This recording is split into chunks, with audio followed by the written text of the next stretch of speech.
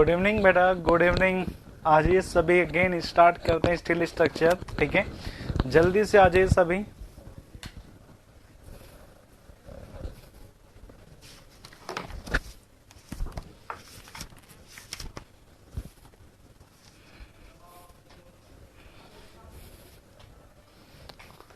Good evening बेटा, good evening.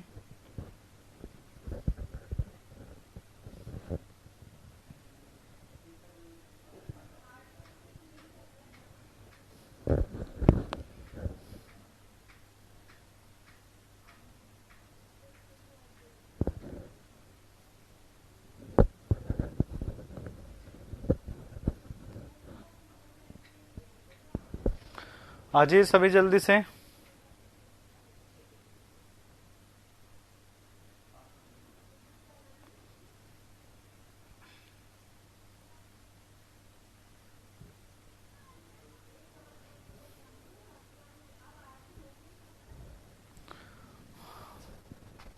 वाह Sudeep, very very good evening.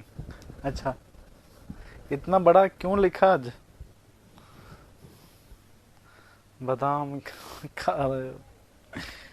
चलिए स्टार्ट करते हैं लेटरली अनसपोर्टेड को। ठीक है, चलो कह रहे बेटा स्टार्ट। आ गए सभी? गुड इवनिंग बेटा, गुड इवनिंग। सभी आ गए क्या? कर दे स्टार्ट।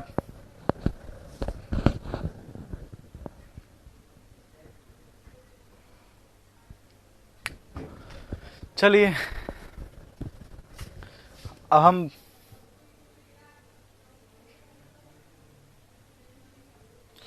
बात करते हैं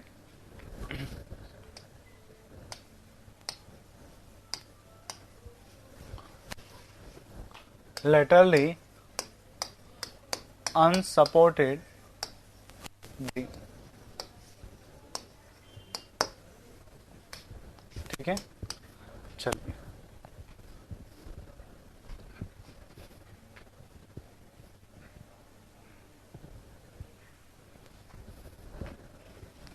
ठीक है। लेटरली अनसपोर्टेड में आपके पास क्या होगा कि ये जो आपके पास बीम है, ये जो आपके पास बीम है, ठीक है, वो आपके पास यहां से सपोर्टेड आपके पास नहीं होगी, यहां से सपोर्टेड नहीं होगी।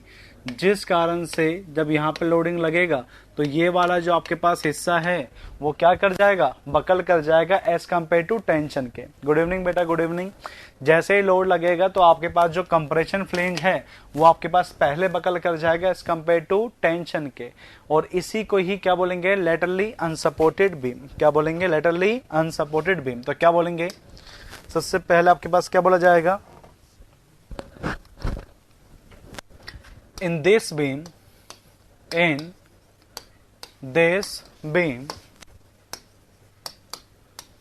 it is not laterally supported. It is not laterally supported. It is not laterally supported. Okay, अब आपके पास यहाँ पे क्या होता है? सपोर्टेड जब नहीं होती तो यहां पर hence chance of web buckling, chance of compression flange, ठीक है, chance of buckling of compression flange, buckling of compression flange are more. Hence, so permissible stress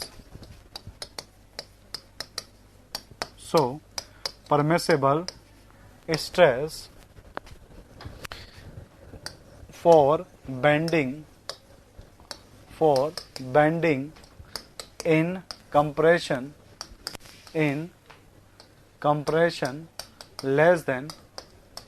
less than bending in less than bending in tension. अब आपके पास यहाँ पे क्या होने वाला है, जो आपके पास परमिसिबल स्ट्रेस होगी बेंडिंग के कारण से कंप्रेशन में, वो कम होगी permissible bending stress in tension से।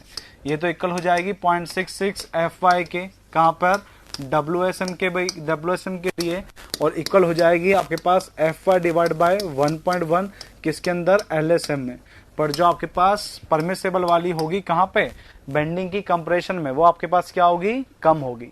सरफराज बेटा हम आपके पास ये कह रहे थे कि जब बीम साइड से सपोर्टेड नहीं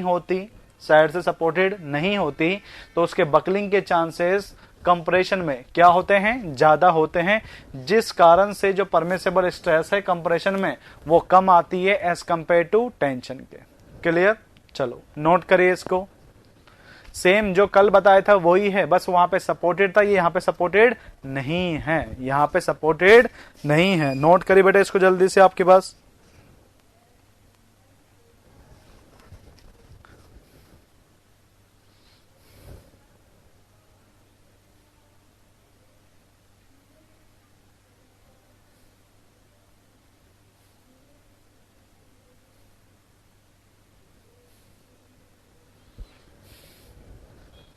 कर लिया बेटा,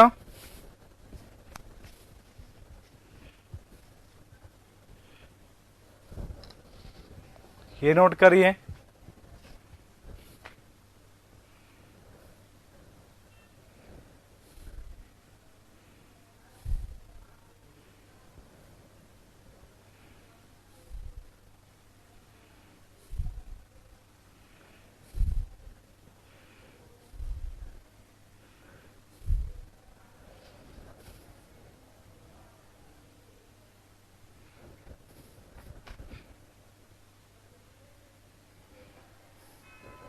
नहीं, ये आपके पास बेंडिंग की वैल्यू है टेंशन में, बताया ना, जब बेंडिंग लगती है तो दो चीजें जनरेट होती है, एक टेंशन में और एक कंप्रेशन में, उसकी है ये।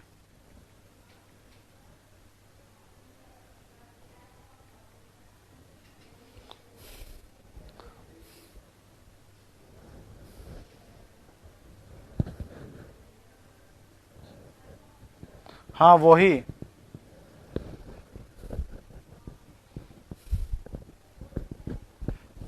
कल की क्लास अभी तक अपलोड नहीं हुई, पूछता हूं बेटा।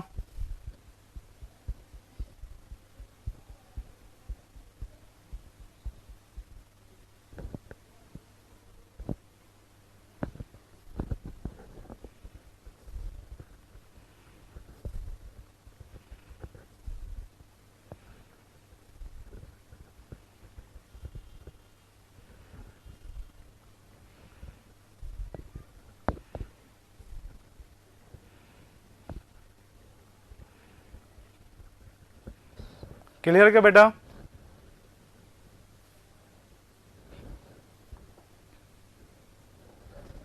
फिलर मतलब बेटा, फिलर मतलब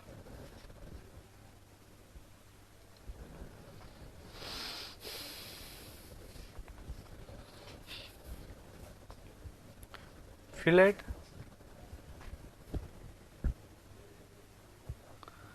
फिलेट वेल्ड पूछ रहे हैं क्या?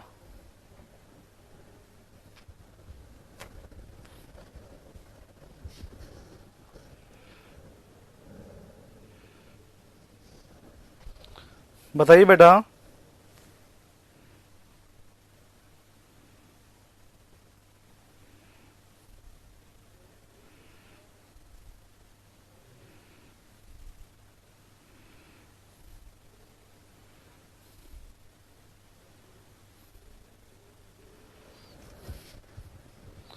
बताइए,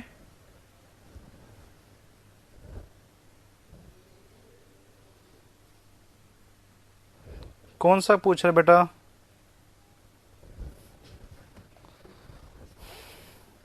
अलग साइज की प्लेट कनेक्ट करते हो। अरे एक फिलर बीम भी होती है, फिलर प्लेट भी आती है, फिलर मटेरियल भी रहते हैं। बेटा दूसरा सब्जेक्ट मुझे कैसे पता होगा, आप बताइए। ठीक है, चलो एक बात बताते हैं, ये आपके पास पोर्शन है, ठीक है, ये दूसरा आपके पास पोर्शन है, ठीक है, ये आपके पास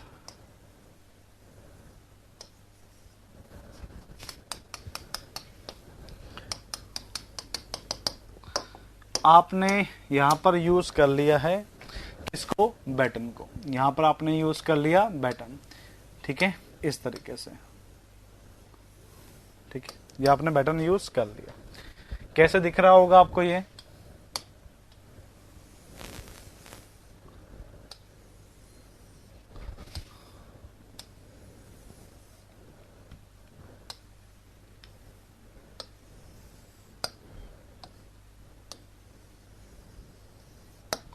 तो आपने यहां पे यूज कर रखे हैं बटन, यहां पर यूज कर रखे हैं इस हिस्से पर, ठीक है।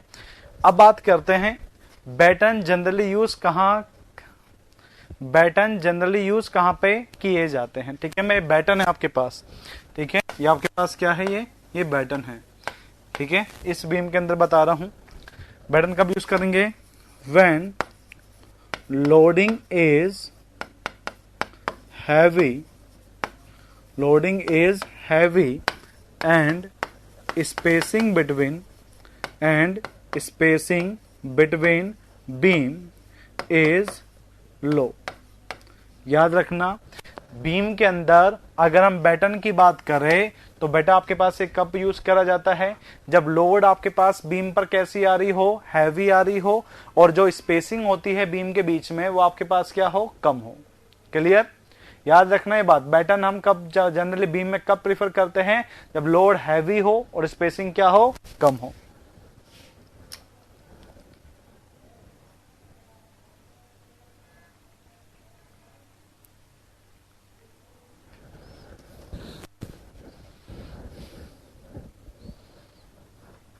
बना लिया ये?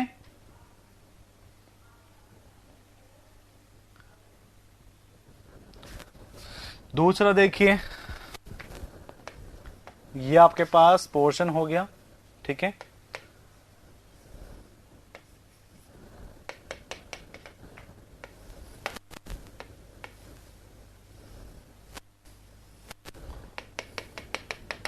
इस, और अब आपने यूज कर ली है यहां पर लेसिंग,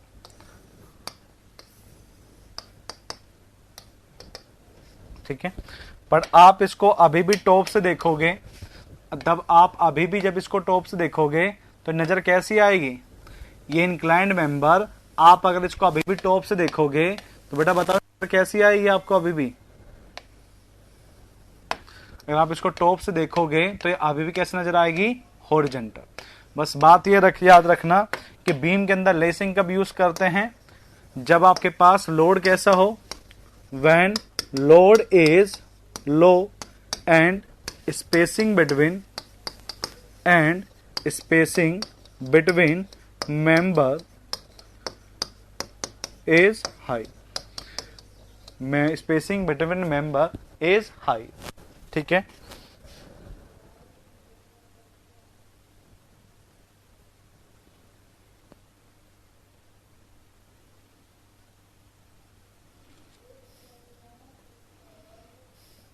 बना लिया क्या बेटा?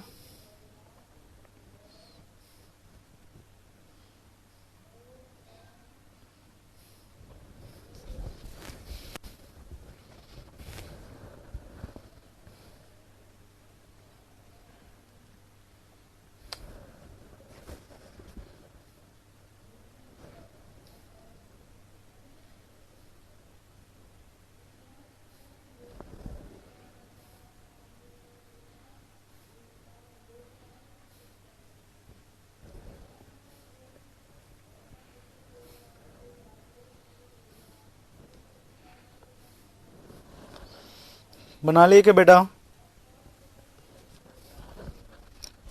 बताइए जल्दी से।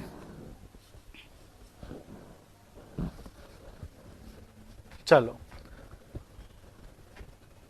सर, उस इंप्रेशन वाले चैप्टर में काफी क्वेश्चन बीम के हैं। सर, उस कंप्रेशन वाले चैप्टर में काफी क्वेश्चन, कंप्रेशन वाले में फॉर एग्जाम्पल मुझे सेंड करना मनीष बेटा। ठीक है, चलो अब हम बात करते हैं डिफरेंट टाइप ऑफ बीम। अब हम बात कर रहे हैं डिफरेंट टाइप ऑफ बीम। ठीक है, डिफरेंट टाइप ऑफ बीम की। अब आपके पास क्या रहता है,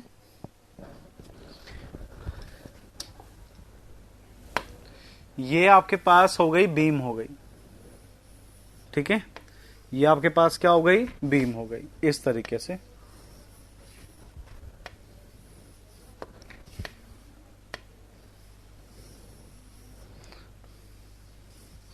इस बीम के ऊपर, जैसे कि मैं स्टील की जो बीम होती है, इसी के ऊपर पहले बना दिया जाता है एक आपके पास स्ट्रक्चर इस तरीके से, ये वाला। इसके ऊपर रहता है जॉइस्ट। ठीक है, इसके ऊपर आपके पास क्या रहता है, जॉइस्ट रहता है। मतलब पहले बीम बनाते हैं, बीम के ऊपर जो आपके पास मेंबर रखा जाता है उसे क्या बोलते हैं, जॉइस्ट बोलते हैं। और इसके ऊपर आपके पास जो मेंबर दिखेगा, इसके ऊपर आपके पास जो मेंबर दिखेगा उसे आप बोलते हो क्या, floor.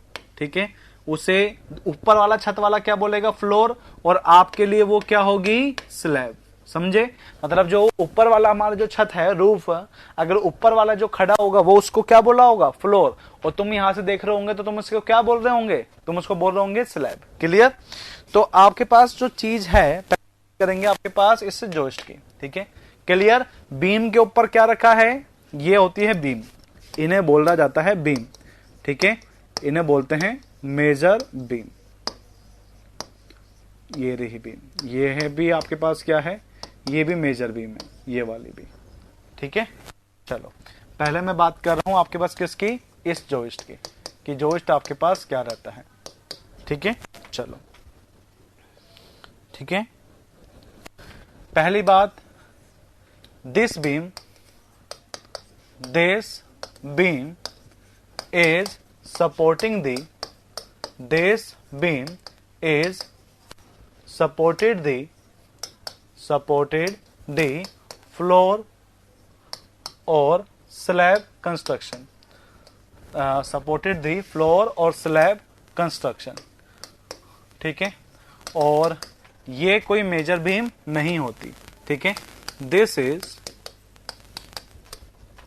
Not a major beam. Okay, major beam का मतलब यहां से बेटा आपके पास क्या होता है, मेजर बीम का मतलब है वो लोड जो मेंबर से किसको ट्रांसफर कर रहा होगा, कॉलम को। तो जॉइस्ट लोड कॉलम को ट्रांसफर नहीं करता, वो ट्रांसफर करता है मेजर को, मेजर ट्रांसफर करता है कॉलम को। क्लियर। बनाओ, इसको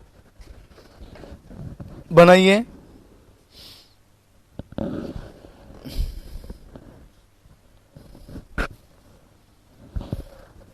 ठीक है, अगर आपसे पूछ ले कि मेजर बीम बताओ आपके पास क्या होती है, मेजर बीम किसको सपोर्ट करती है, बताओ।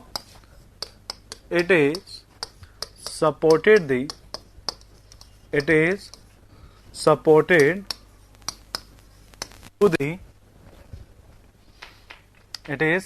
To the joist. ओके, जो जॉइस्ट की सपोर्ट करती है। बैक देखो एक बार दोबारा,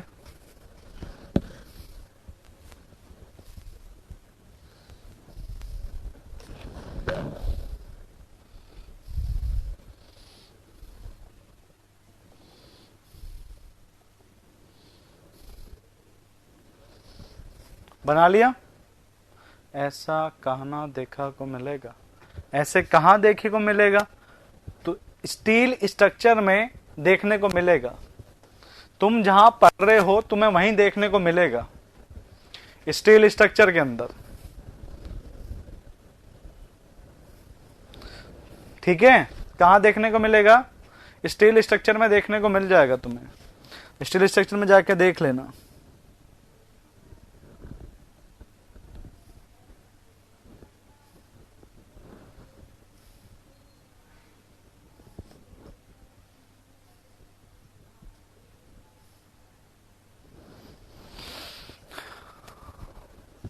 मतलब कैसा स्ट्रक्चर, प्लेट गटर देखा है, प्लेट गटर, रेलवे ब्रिज या थ्रो टाइप गटर,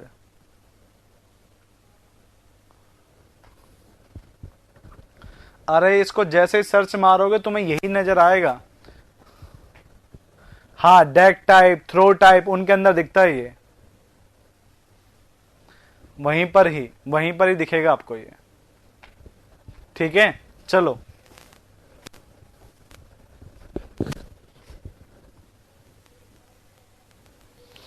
फिर आपके पास होता है फिलर जोइस्ट। फिलर जोइस्ट आपके पास क्या होता है, जैसे आप सभी को पता है कि जोइस्ट आपके पास क्या है, बीम। इसके अंदर आपके पास क्या होता है कि ये आपके पास मेंबर है, ठीक है। ये मेंबर किसका बना हुआ है, कंक्रीट का। ये मेंबर किसका बना हुआ है, कंक्रीट का बना हुआ है, इस तरीके से।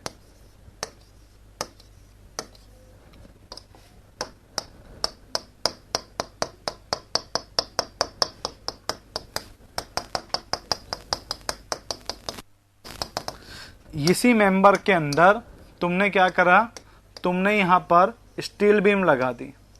तुमने यहां पर क्या लगा, स्टील बीम लगा दी, इस तरीके से।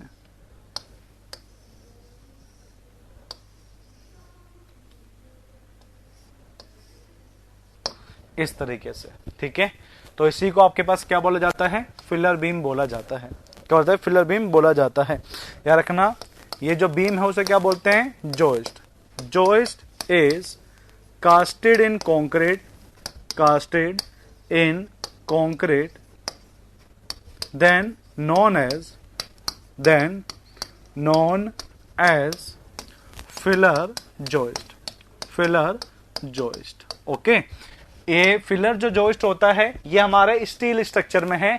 जब तुम आरसीसी पढ़ोगे ना, जब तुम आरसीसी पढ़ोगे, आरसीसी के अंदर इस फिलर जोइस्ट को आप पता है क्या बोलेंगे, फिलर जोइस्ट को in RCC structure, in RCC structure known as, in RCC structure known as compose, क्या बोलते हैं, composite beam, known as composite beam. ठीक है, कंपोजिट बीम कहते हैं।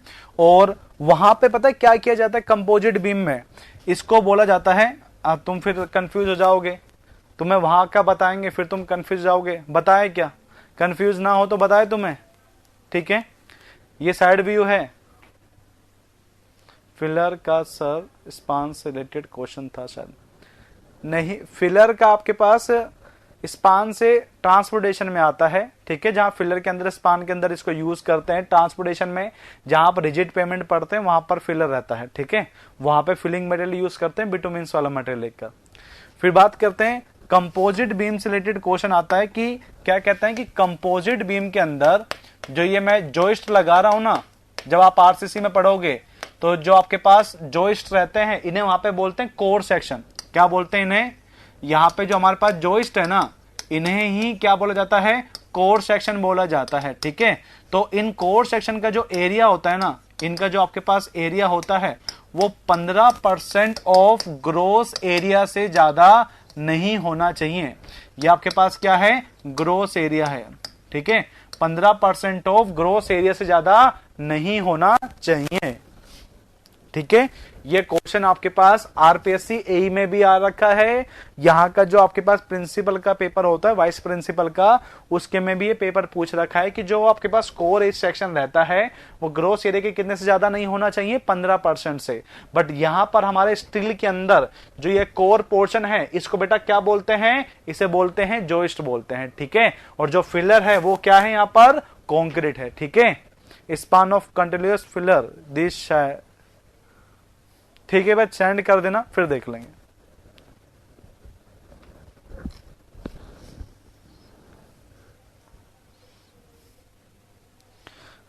बना लिया,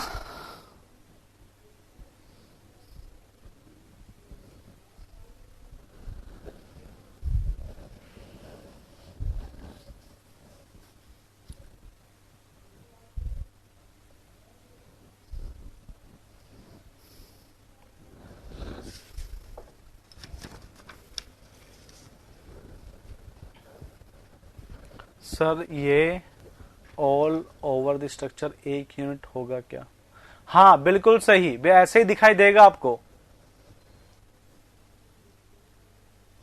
प्लेट है क्या ये, हाँ ये बेटा बीम है, ये बीम है, ये बीम है। जो आई सेक्शन है बीम की तरह होती है अगर आपने देखी हो तो, ठीक है।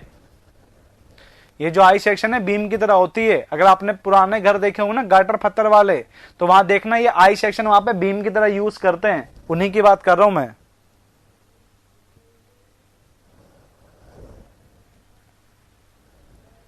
जॉइस्ट तो आपके पास स्टील है ना, ये आई हुई है, इन्हीं को बीम बोलते हैं बेटा।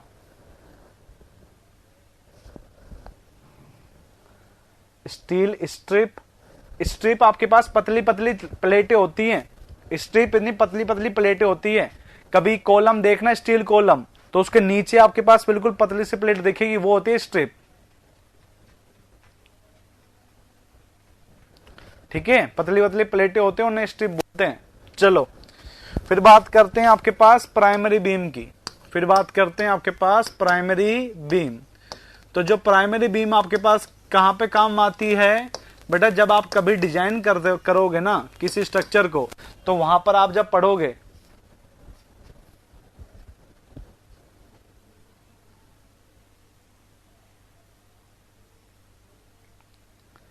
अरे जॉइस्ट बीम होती है जो उसके ऊपर रखी होती है।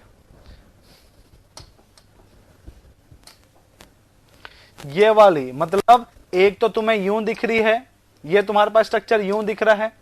अगर तुम इसको यहां से जाके देखोगे ना, अगर तुम यहां से जाके देखोगे तो तुम्हें पता क्या नजर आएगा, ये पूरा स्पान है, ये तुम्हारे पास पूरा स्पान है जो तुम्हें दिख रहा होगा। ये वाली ये तुम्हें देखोगे, तुम्हें यहां से नजर आएगी, बस इसकी तुम्हें एक लाइन नजर आएगी इस तरीके से।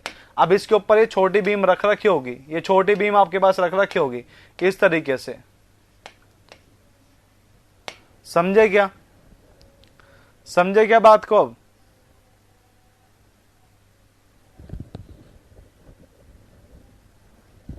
हाँ नेक्स्ट वाले में जॉइस्ट वाले तुम्हें ऐसे नजर आएंगे।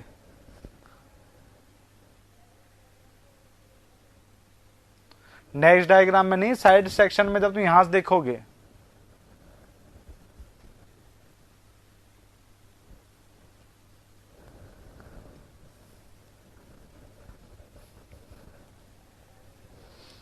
चलो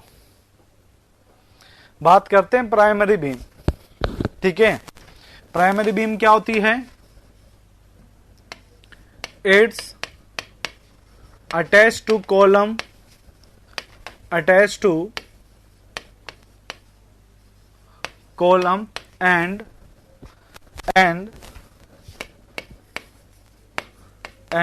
transfer the lateral load to column।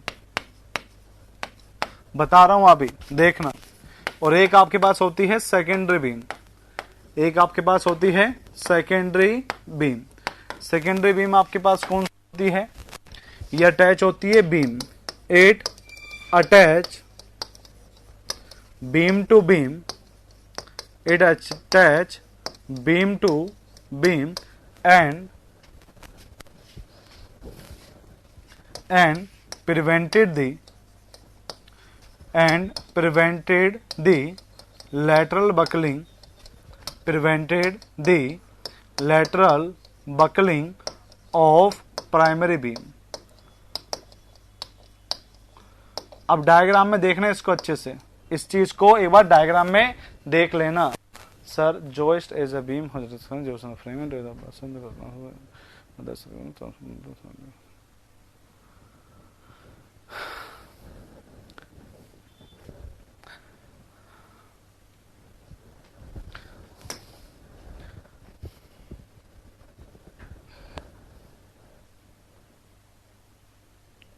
तो मैंने कौन सा बता दिया, मैंने कौन सा बता दिया ये बता दो। मैंने कौन सा अलग बताया है?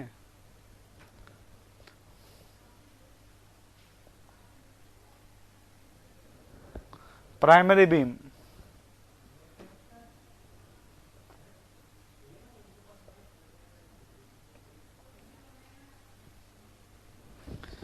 देखो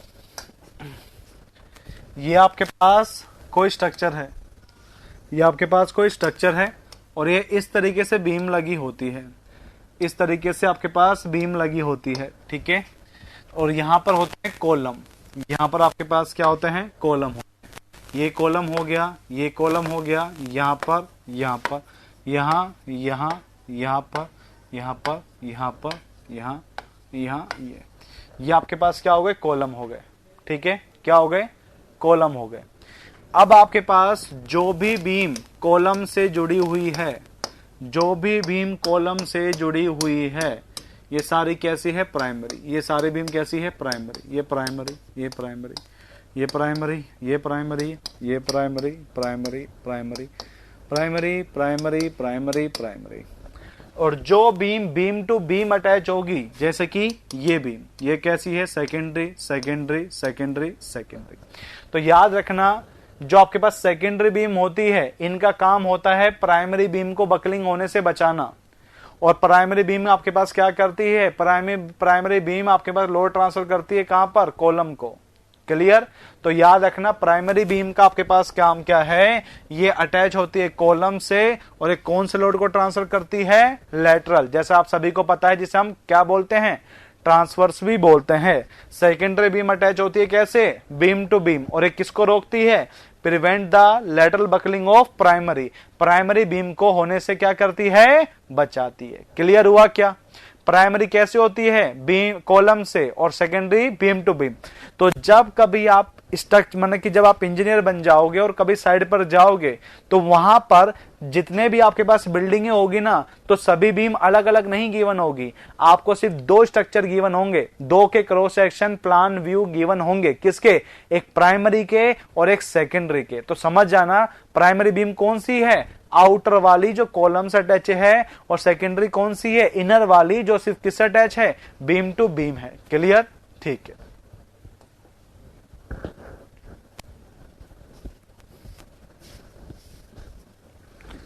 बन गया बेटा।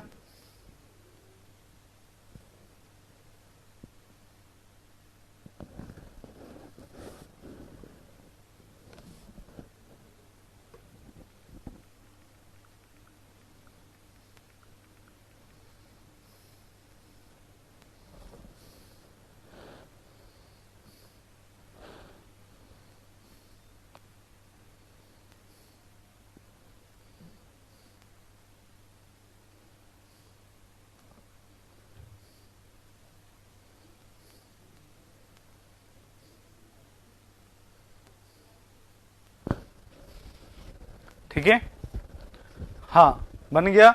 इसको एक बार नोट करिए एक बार।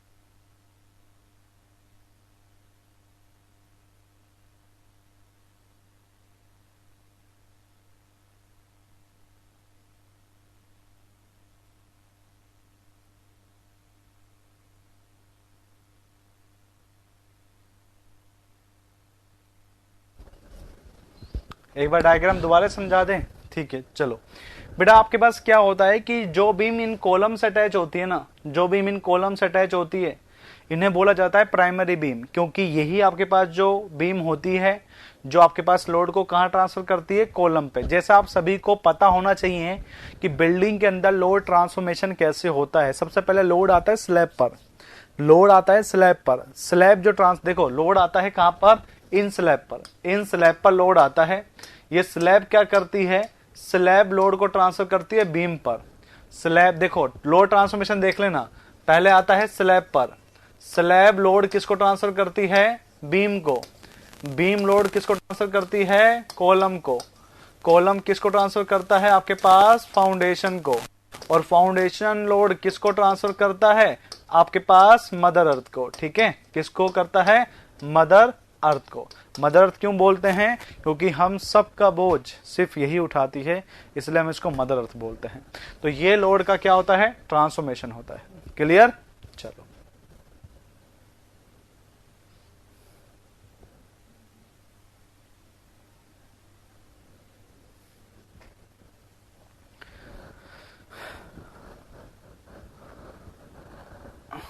ठीक है। सेंटर वाली कौन सी कर दी? ठीक है,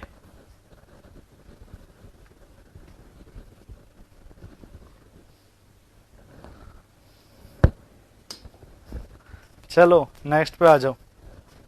ठीक है, नेक्स्ट की बात करते हैं आपके पास। ठीक है, नेक्स्ट बीम देखते हैं आपके पास कौन सी अब।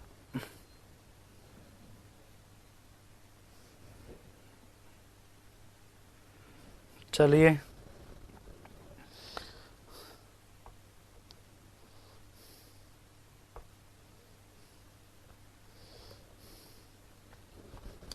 बना लिया बेटा सभी ने?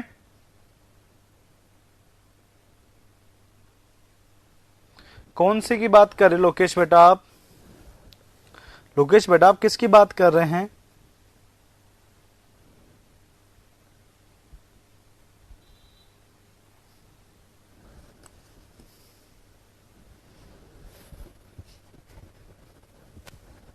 एसएस वाले बीम की सपोर्टेड होगी तभी तो सेकेंडरी बीम पे सपोर्टेड होगी तभी तो सेकेंडरी। ये वाली बेटा अटैच टू अटैच देखो, बीम टू बीम अटैच है, बस ये देखना। मैं मनमोहन बेटा तुमने कब दिया? सर आपने कॉलम नहीं है क्या? सर अपने कॉलम नहीं है तो मनमोहन बेटा क्या लिखा है पता भी तो हो। आप लिख रहे हैं अपना, पता नहीं क्या लिखा है आपने, आप देखो तो सही आपने लिखा क्या है। अंदर कॉलम नहीं है क्या? अरे कॉलम ही तो है ये।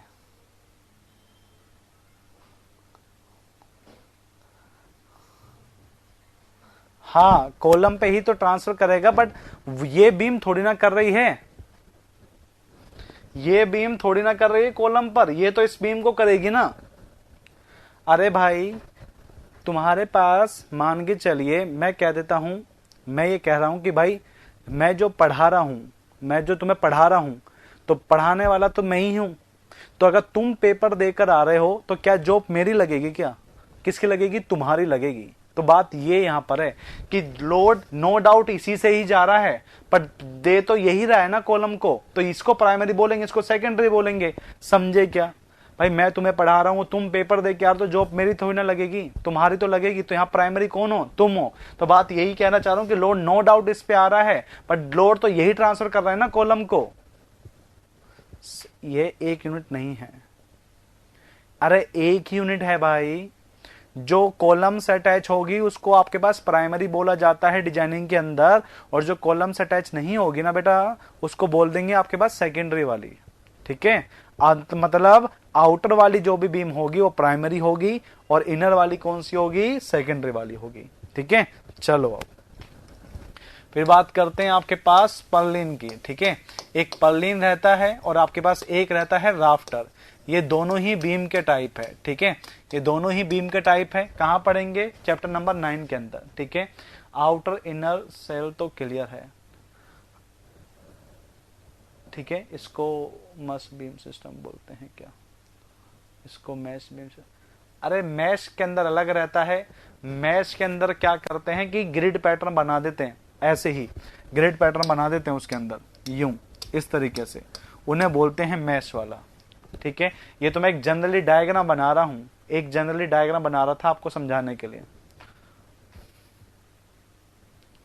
ठीक है, चलो ये आपके पास दोनों है टाइप ऑफ बीम है ये दोनों। ठीक है, it is a type of beam, type of beam in roof trust, in roof trust. तो याद रखना ये भी बीम के टाइप होते हैं, बट आपके पास किसके अंदर आते हैं? आपके पास ये रूफ ट्रस्ट में आते हैं, और इनको डिटेल डिस्कस करने वाले हैं कहां पर? चैप्टर नंबर 9 में, जिसका नाम आपके पास क्या होने वाला है? Industrial building and roof trust. ठीक है, क्या कह रहे हो तुम? ये तो कह रहे हो प्लेट गटर में आता है ना सर। नहीं, प्लेट गटर में नहीं आता।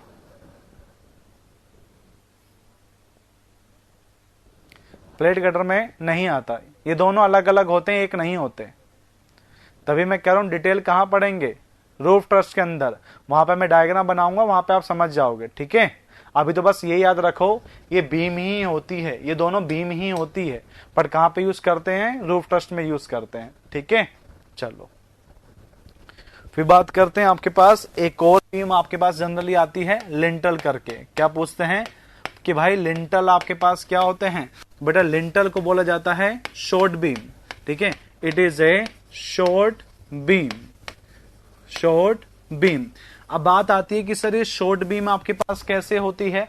ठीक है, विंड लोड भी निकालते हैं ना सर। अरे तो रूफ ट्रस्ट में निकालेंगे ना, सब चीज निकालेंगे रूफ ट्रस्ट में। डेड लोड भी बताऊंगा, विंड लोड भी बताऊंगा, और आपके पास लाइव लोड भी बताऊंगा, सब कुछ बताऊंगा। ठीक है,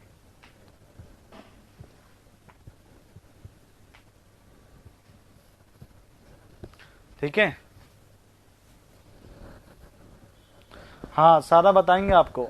हाँ बिल्कुल सही, विंडो के ऊपर, इसलिए इसको बोलते हैं। देखो होता क्या है, तुम्हारे स्ट्रक्चर के अंदर बीम लगती है इस तरीके से, तुमने लगा दिया यहाँ पर आपके पास डोर, यहाँ पे लगा दिया विंडो, बना दिया आपने यहाँ पर।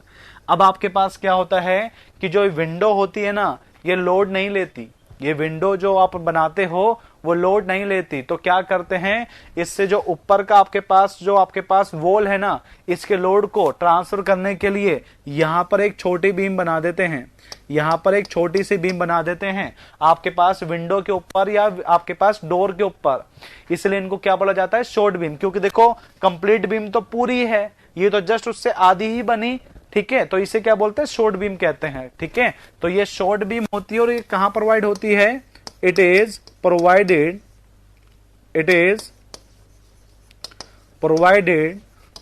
above the door and window to for transfer the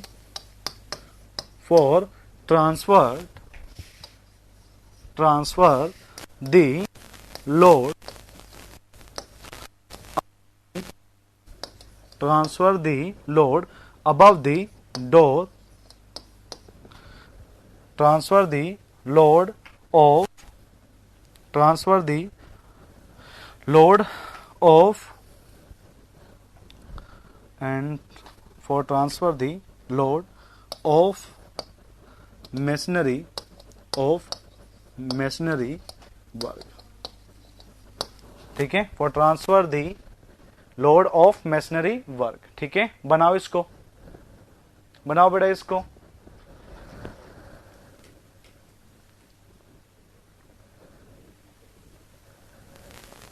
देखिए नहीं देखी सभी ने आपने? बताओ।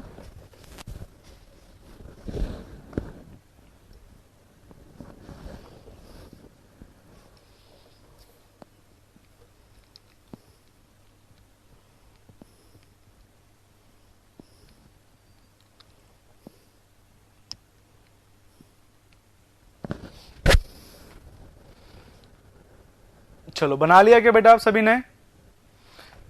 देवकरण बेटा सबके घर में लगती है, पता है।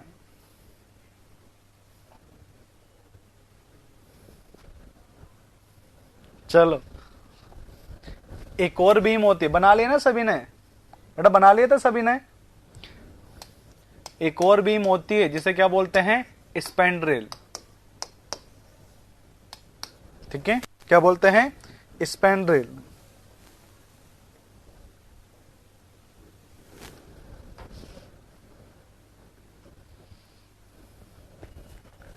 क्या रहता है? ये यूज की जाती है आर्च में, यूज इन आर्च। ठीक है, अब कैसे होती है वो बताता हूं। ये आपके पास आर्च होते हैं, ये आपके पास क्या है? आर्च होते हैं। ठीक है, इन्हीं आर्च के ऊपर ये बना दी जाती है, ये आपके पास होती है बीम। ठीक है, तो जो आपके पास ये वाला जो पोर्शन है ना, ये वाला, ये जो पोर्शन है, इसे बोला जाता है आपके पास स्पैंड्रेल। क्या बोला जाता है? इससे बोला जाता है स्पैंड्रेल। तो स्पैंड्रेल आपके पास क्या होती है?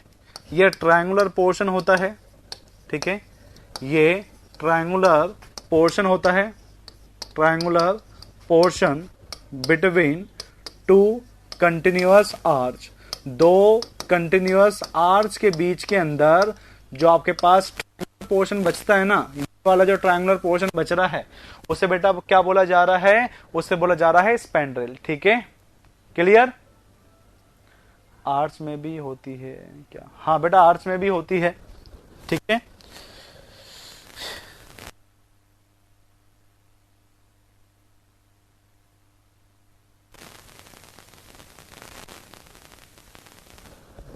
ठीक है, दूसरा बात क्या बोलते हैं? इन्हें बोला जाता है एक्सटीरियर बीम। ठीक है, exterior beam, exterior beam,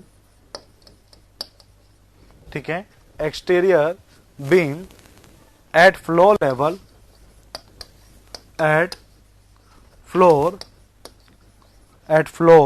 level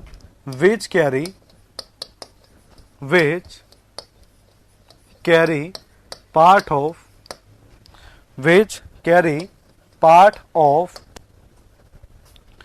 floor load and external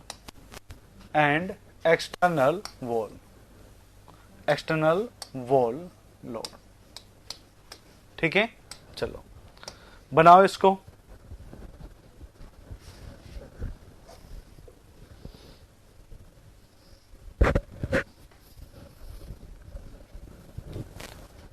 ठीक है, याद रखना इसी को बोलते हैं, कभी कंफ्यूज हो जाओ, एक्सटीरियर जो आपके पास बीम होती है वो इसी को बोला जाता है।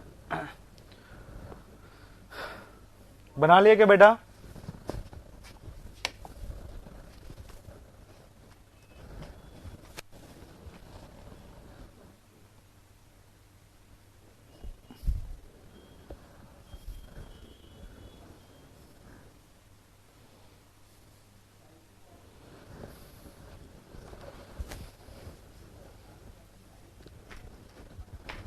इसके बाद एक अलग अरेंजमेंट रहता है जिसे क्या बोलते हैं? शीयर की।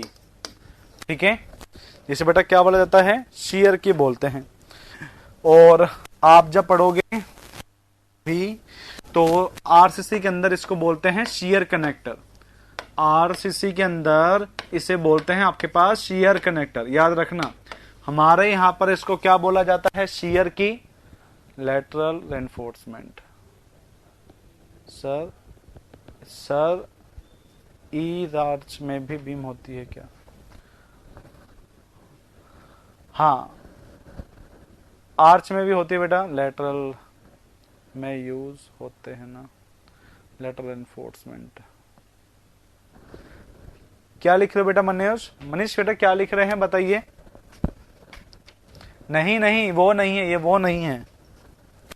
देखो होता क्या है इसके अंदर, जो आपके पास क्वेश्चन आता है वो बताता हूं। ठीक है, ये कोई बीम होती है, ये आपके पास कोई स्लैब है, ये कैसी है? स्लैब है। किसकी बनी हुई है? कंक्रीट की। याद रखना, ये क्या है? आपके पास स्लैब है इस तरीके से।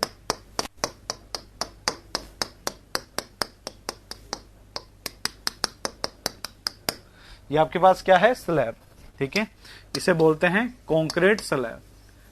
जब इसको कास्ट करते हैं ना, जब इस कंक्रीट स्लैब को कास्ट करते हैं, ठीक है, हाँ, जब कंक्रीट स्लैब के अंदर इसको कास्ट करते हैं तो बेटा वहां पे क्या किया जाता है कि इस तरीके से बीम को पहले से ही इसके अंदर रख दिया जाता है। जो आपके पास बीम होती है उसको इस तरीके से आपके पास अंदर रख दिया जाता है, इस तरीके से।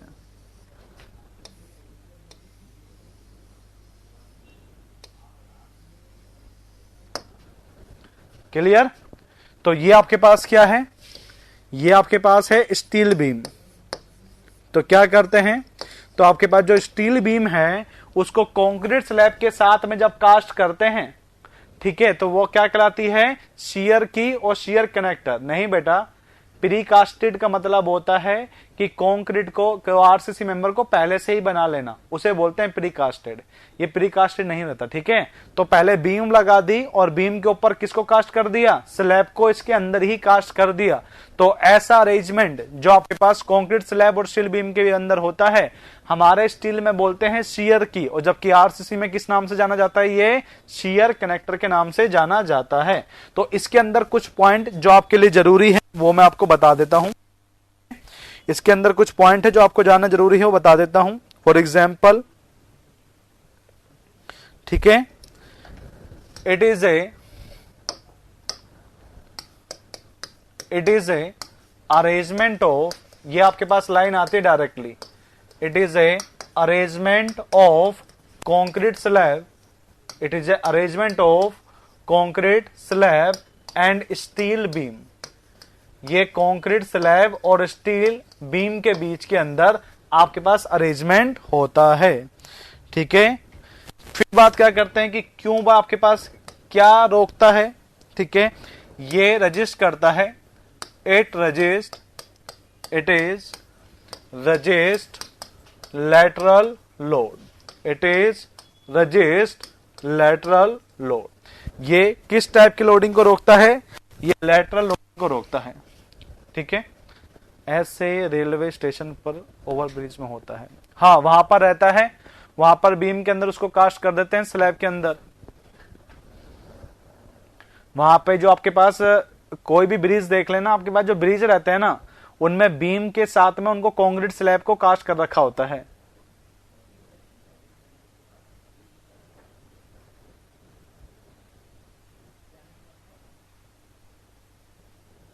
नहीं नहीं, टायर एनफोर्समेंट अलग होती है। टायर एनफोर्समेंट कैसे होती है, जो ये आपके पास लॉन्गिट्यूडनल बार होती है ना, इनको अपनी जगह पे बांध के रखती है, ऐसे आपके पास स्टीरअप प्रोवाइड करते हैं, उन स्टीरअप को बोलते हैं टायर एनफोर्समेंट, ठीक है। तो ऐसे गलत चीजें नहीं पढ़नी तुम्हें, शियर की अलग चीज है, वो स्टीरअप होती है, ठीक है। लॉन्गिट्यूडनल बार को बांध के रखती है, उन्हें बोलते हैं स्टीरअप।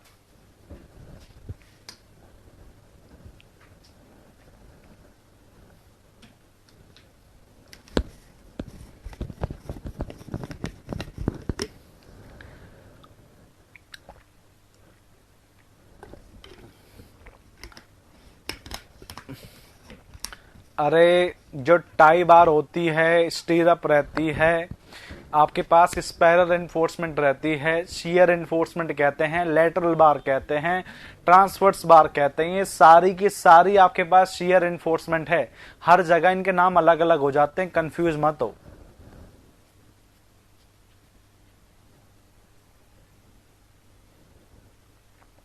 तो बेटा काट के सही कर लेना उसको, शियर एनफोर्समेंट कहते हैं वहां पर, इनको शियर की, इनको नहीं कहते, इनको एनफोर्समेंट नहीं कहते, यह अरेंजमेंट है यहां पर। चलो ये लिख लिया, हाँ शियर स्टीरअप कर लेना वहां पर। चलो नेक्स्ट आपके पास बात करते हैं डिजाइनिंग की, ठीक है। Design of beam for shear, shear के लिए डिजाइन कर रहा हूं, ठीक है। चलो चलो ठीक है। इसके अंदर आपके पास क्या होता है, भी हम डिजाइन करते हैं, एक आपके पास यहां पे कंडीशन रहती है डिजाइनिंग के अंदर, in this case applied load, in this case applied load should be less than, applied load should be less than, should be less than design, should be less than design strength of shear, should be less than design strength of shear, okay. तो याद रखना बेटा आपके पास, ठीक है, इसको याद रखना कि design of beam for shear के अंदर आपके पास क्या होता है कि जो भी आपके पास अप्लाइड लोड है वो किससे कम होना चाहिए? वो डिजाइन स्ट्रेंथ ऑफ शियर से कम होना चाहिए। डिजाइन स्ट्रेंथ ऑफ शियर से बेटा क्या होना चाहिए? कम होना चाहिए। तो अब आपके पास यहाँ पे डिजाइनिंग के लिए क्या करते हो वो बताता हूं। फॉर एग्जाम्पल ये हमारे पास कोई बीम हो गई जिसके ऊपर यूडीएल लोडिंग है। ये हमारे पास कोई बीम हो गई जिसके ऊपर आपके पास कैसी लोडिंग है? यूडीएल लोडिंग है। तो इसका शियर फोर्स डायग्राम आप सभी को पता है, कुछ ऐसा बनेगा। यहां पर आपके पास शियर फोर्स डायग्राम कुछ ऐसा बनेगा आप लोगों का, ठीक है। हाँ, शियर के लिए डिजाइन करें ना बेटा। हाँ बिल्कुल सही। अगर आपके पास अप्लाइड लोड अगर इसे ज्यादा कर देंगे तो क्या मिलेगा? फेलियर मिलेगा। क्लियर? चलो देखो, design of beam for shear के लिए कर रहे हैं, ठीक है। तो आप सभी को पता है कि मैंने यहां बीम पे क्या प्रोवाइड करा है? मैं बीम पे प्रोवाइड करता हूं क्या? इस आई सेक्शन को। स्टील के अंदर जो ये आई सेक्शन होता है,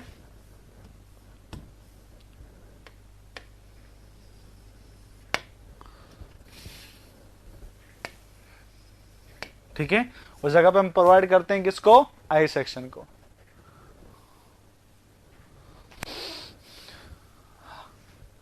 हाँ, वो तो हाई शियर लो शियर वाली बात होती है कि बीम के अंदर शियर कितना आ रहा है, उसकी कैपेसिटी से 0.6 ज्यादा, वही वाली बात होती है यहाँ पर कि बोलते हैं कि बीम हाई शियर से सब्जेक्टेड है, तो मतलब कैपेसिटी से लोड 60% से क्या आ रहा है? ज्यादा। अभी तो हम सिर्फ चेक कर रहे हैं, ठीक है। चलो, तो ये होती है ओवरऑल डेप्थ। ये क्या होती है? ओवरऑल डेप्थ होती है, ठीक है। और ये जो आपके पास होती है इसे बोला जाता है थिकनेस ऑफ वेब। क्या बोलते हैं बेटा इसको? टी डब्ल्यू आपके पास यहां पे क्या है? ठीक है, टी डब्ल्यू आपके पास यहां पे क्या है? थिकनेस ऑफ वेब है, थिकनेस ऑफ वेब। और डी आपके पास क्या है यहां पे? ओवरऑल डेप्थ ऑफ बीम, ठीक है, overall depth of beam. TF होता थिकनेस ऑफ फ्लेंज, है ना, थिकनेस ऑफ फ्लेंज। इसका शियर फोर्स डायग्राम बनाए। इसका शियर फोर्स डायग्राम कैसे बनेगा? शियर स्ट्रेस ऐसे, फिर ऐसे, फिर ऐसे, फिर ऐसे, और फिर आपके पास कुछ इस तरीके से। क्लियर? तो आप सभी को पता चल रहा है कि सेंटर पे क्या ज्यादा होने वाला है? Shear force. तो मतलब ये जो आपके पास थिकनेस ऑफ वेब होगा, इसमें शियर फोर्स क्या आएगा? सबसे ज्यादा आएगा, सबसे ज्यादा आएगा। इसी कारण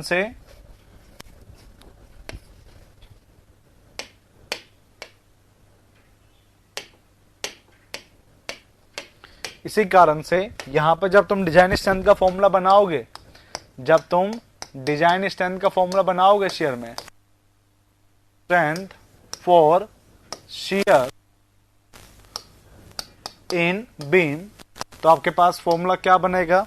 हमेशा से आपको ये याद रखना है। फॉर्मूला क्या होता है डिजाइन स्ट्रेंथ का? Formula cross sectional area into permissible stress.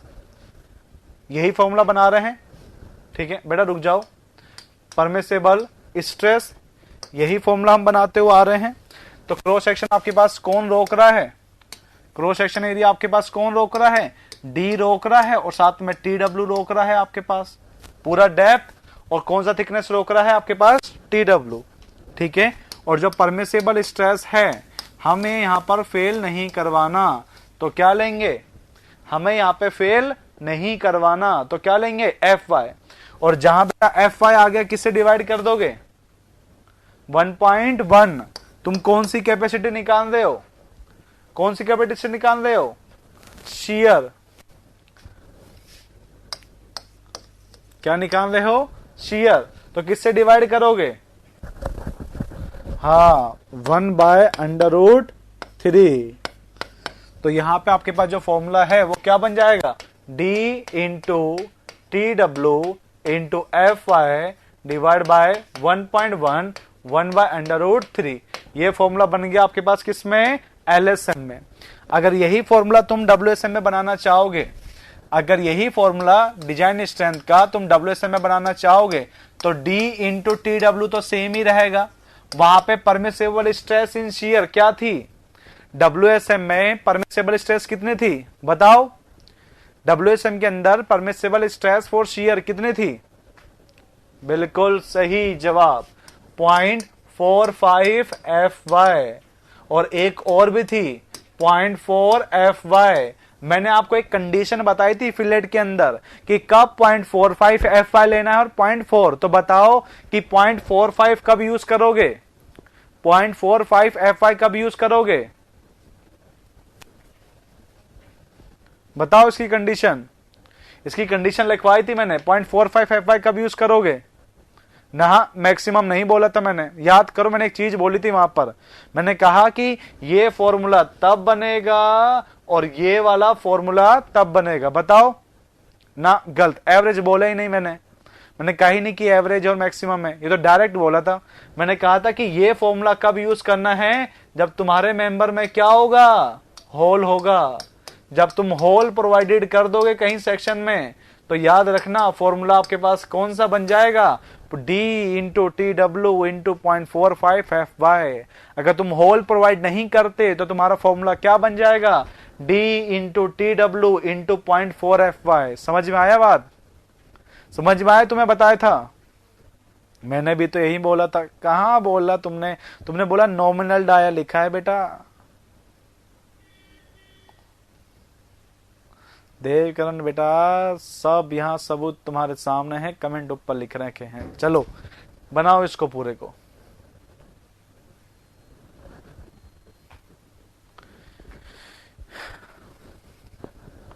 कौन सा जंक्शन बेटा? सरफराज बेटा कौन सा जंक्शन?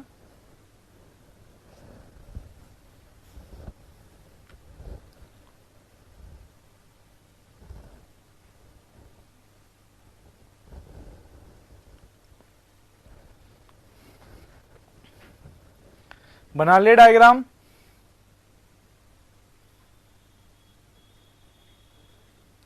नहीं नहीं, इसमें सौम्य इसमें नहीं मानते ऐसा।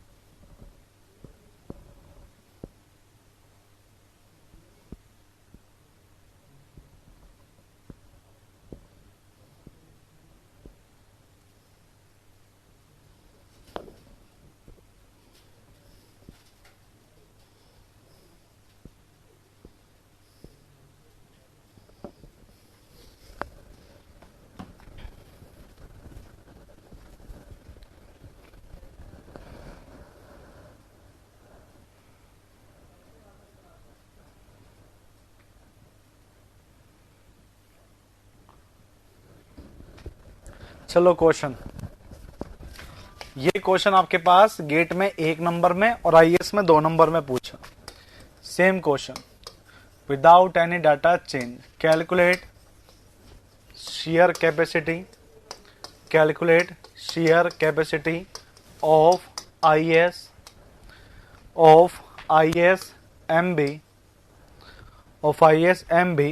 300 having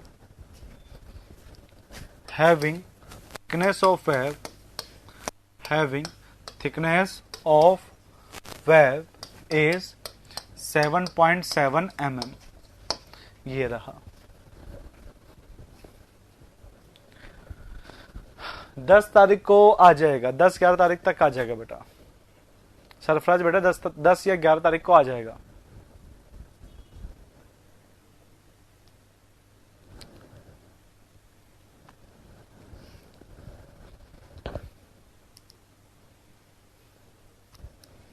ये दूसरा, ये बेटा WSM से है ना, ये वाला जो फॉर्मूला है वो किसके लिए है, WSM से, और ये फॉर्मूला है वो किसके अकॉर्डिंग है, LSM के अकॉर्डिंग।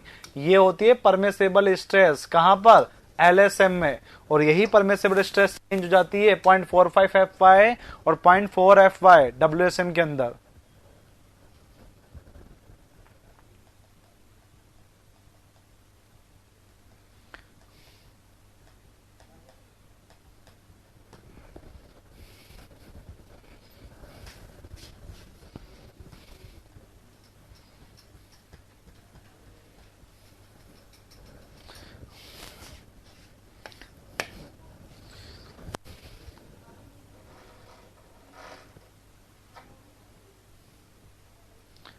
विशाल का सही है और ब्रिजवाल का गलत है। चलो LSM से करोगे, जब LSM से करोगे तो होगा 300 इंटू 7.7 250 डिवाइड बाय 1.1 1 बाय √3। तुम्हारा वैल्यू निकल के आएगा 303.11 किलो न्यूटन।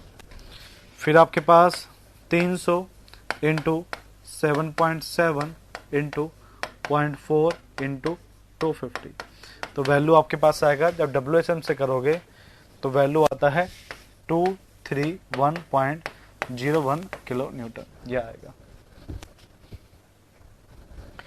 तो हुआ वहां पर क्या, वहां पर ये नहीं बताते कि WSM से करना है LSM से, तो पहले LSM से करोगे तो अगर ये डाटा में मिला तो तुम क्लिक कर दोगे, अगर नहीं मिला तो तुम कौन सा ट्राई करोगे, WSM। समझे गए बात को, पहले LSM ट्राई करना है और WSM अगर ऑप्शन में है तो क्लिक कर देना, और अगर LSM से ऑप्शन नहीं आ रहा हो तो बेटा आपको WSM करना पड़ेगा। तो मतलब इस क्वेश्चन को आपको दो तरीके से निकालना पड़ेगा और जो अवेलेबल होगा वो लेंगे। FY 415 कब से लेने लग गए सरफराज बेटा, गलती कर दिए तुम, गलती कर दिए। FY कितना लेते हैं सभी को पता है, स्टार्टिंग से बताता आ रहा हूं कि अगर FY कहीं पे नहीं दे रखा तो कितना लेना है, बता दो सभी लोग कितना लेना है, 250 लेना है। चलो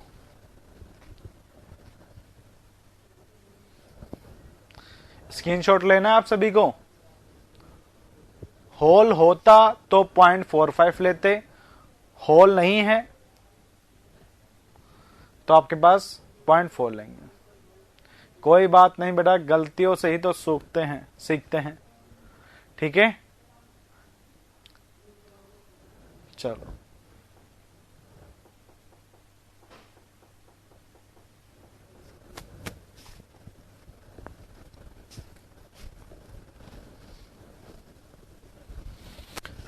नोट करके याद रखिएगा, बीम के लिए जनरली कौन कौन से सेक्शन लिए जाते हैं वो आपको बता देता हूं, ठीक है।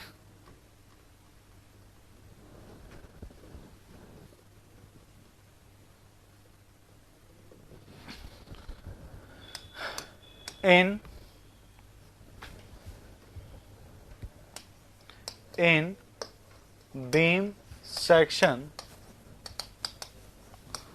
generally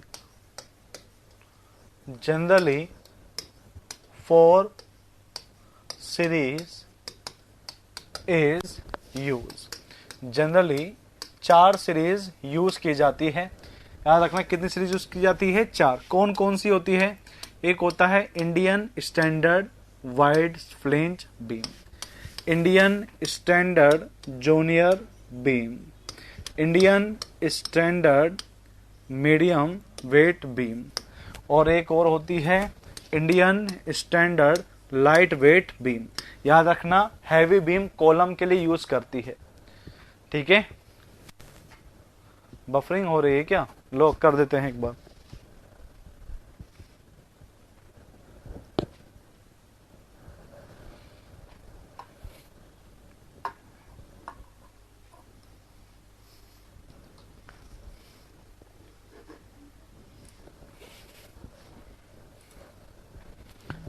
ठीक है। और मान लीजिए केस आपके पास पूछ लेता कॉलम, ठीक है, तो कॉलम के लिए होती है आपके पास 2 सीरीज। कॉलम के लिए कितनी सीरीज होती है? 2 होती है। कौन कौन सी? एक तो होती है आपके पास Indian standard of heavy flange beam, ये बेस्ट होते। अगर ये नहीं मिलता तो ISSC, special case of channel section, ठीक है, ये कॉलम के लिए बेस्ट होती है, ठीक है, ये वाला ISHB।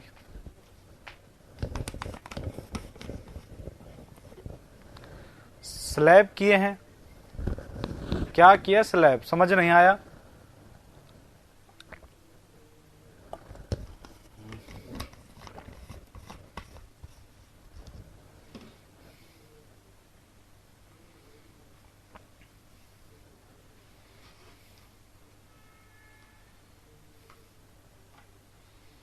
नहीं, बीम के लिए ना मनमोहन बेटा, बीम के लिए। स्लैब कहां पर आ गया? बीम। सरफराज, ISSC का मतलब फर्स्ट चैप्टर में बता चुका हूं। जिसको याद है ISSC का फुल फॉर्म बता दो। फर्स्ट चैप्टर की क्लास में ये क्लियर हो चुका है हमारा। ISSC फुल फॉर्म बता दीजिए इसका। ये स्पेशल चैनल करके बताए थे मैंने आपको, याद आया सरफराज, जब मैं हॉट रोल सेक्शन बता रहा था? हाँ, Indian standard special channel.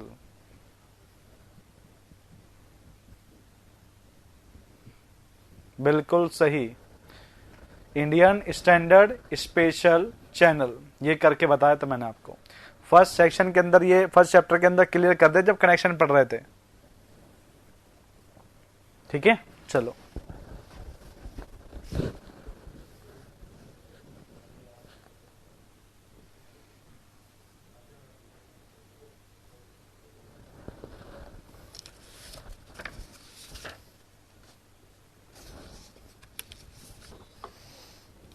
Clear क्या बेटा?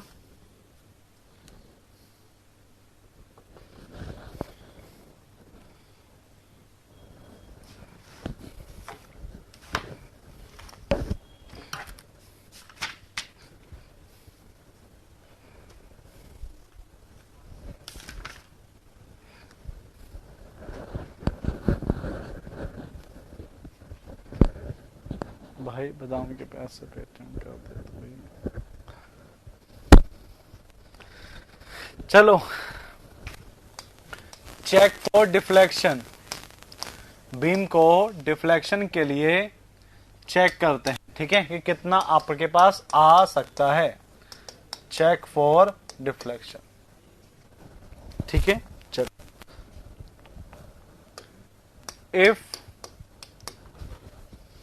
if supported element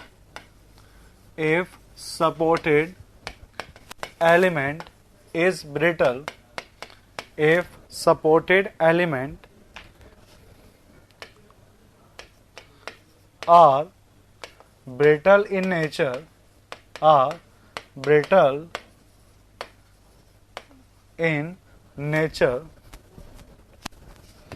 then permissible stress,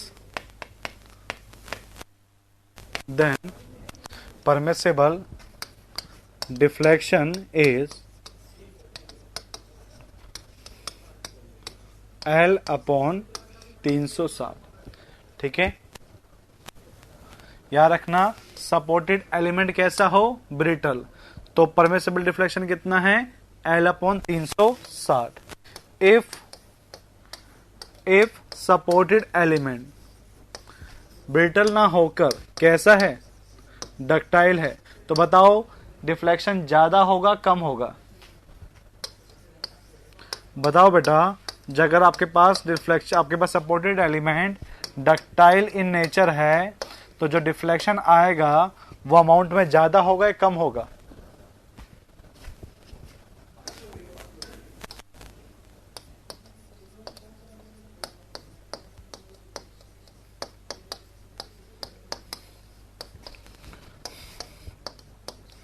then permissible deflection is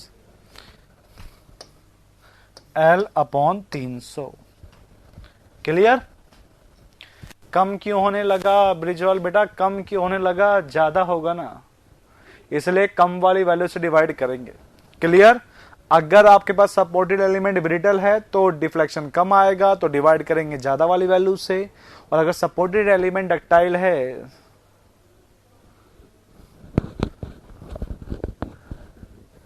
sir ये क्वेश्चन था, सिंपली सपोर्टेड मैक्सिमम डिफ्लेक्शन। हाँ वही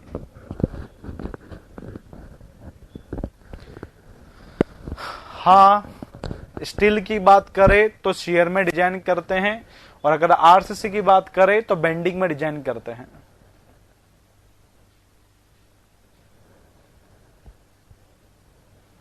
ठीक है?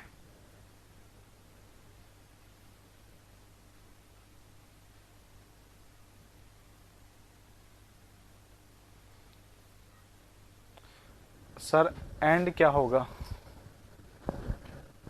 हाँ, L अपॉन 300।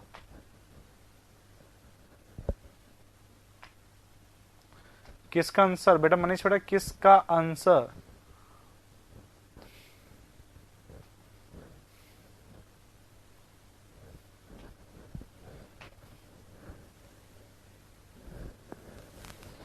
ऊपर क्या किया है तुमने? सर ये क्वेश्चन था सिंपली सपोर्टेड बीम में मैक्सिमम डिफ्लेक्शन। मैक्सिमम पूछ लिया क्या? मैक्सिमम पूछता है तो याद रखना WSM कहता है मैक्सिमम। उन्होंने अगर कोई भी मटेरियल नहीं बता रखा, अगर आपने कोई भी मटेरियल नहीं बता रखा, कहां पर कितना लेंगे बता तो दिया आपको कि अगर ब्रिटल है तो L अपॉन 300, डक्टाइल है तो L अपॉन में वो ब्रिटल है तो L अपॉन 360 और डक्टाइल है तो L अपॉन 300।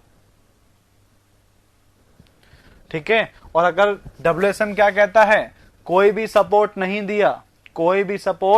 दिया तो परमिसेबल जो डिफ्लेक्शन होगा, मतलब जो मैक्सिमम डिफ्लेक्शन होगा, परमिसेबल जो डिफ्लेक्शन होता है, मतलब मैक्सिमम डिफ्लेक्शन जो होता है वो कितना होता है? L upon 325। इसी को ही बोलते हैं मैक्सिमम डिफ्लेक्शन। याद रखना, परमिसेबल डिफ्लेक्शन का मतलब आपके पास क्या है? Maximum deflection. Clear?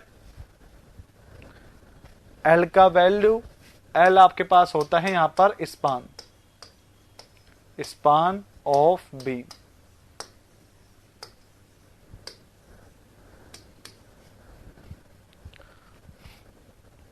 Clear?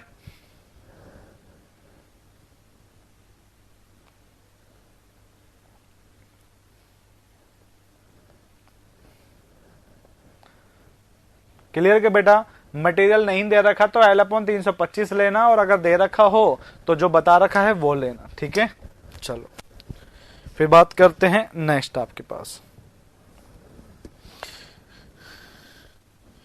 Beam के अंदर एक कनेक्शन आते हैं जिन्हें बोला जाता है आपके पास सीटेड कनेक्शन। क्या बोला जाता है? Seated connection. अब बात करते हैं कि सीटेड कनेक्शन आपके पास क्या होते हैं। सीटेड कनेक्शन आपके पास क्या होते हैं, इनकी बात करते हैं। ठीक है?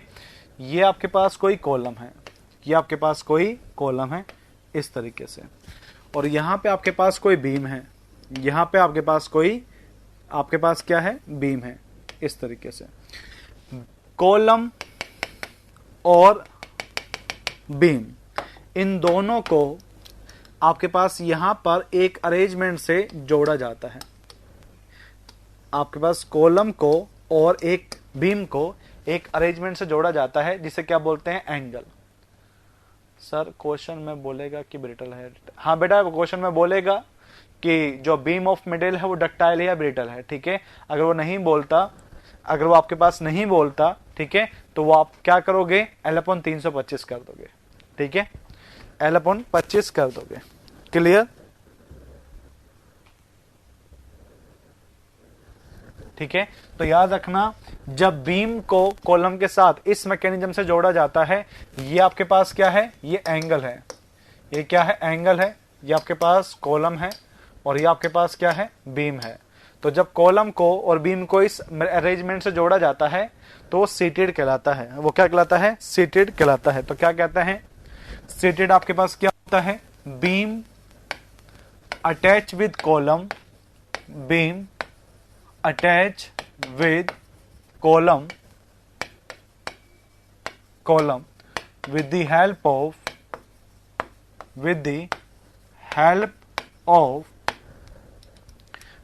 help of angle at the top and bottom side, then it's known as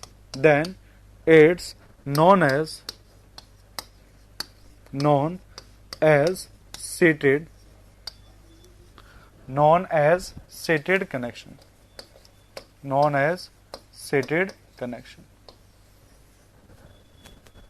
ठीक है, known as seated connection।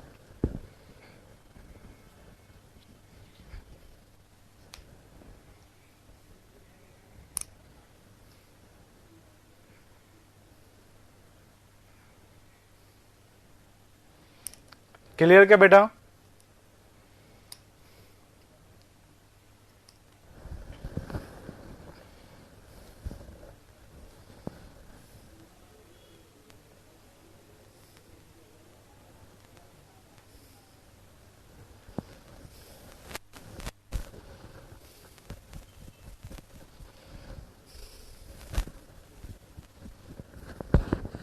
बना लिया क्या?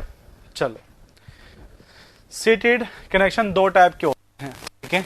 अगर बात करें कि types of seated connection, type of seated connection की अगर बात करें तो आपके पास कितने टाइप के होते हैं? दो टाइप के। कौन कौन से होते हैं? एक तो आपके पास होता है, कौन कौन सा? एक होता है आपके पास पैकिंग स्टिफनर, पैकिंग, एक होता है Stephen seated connection,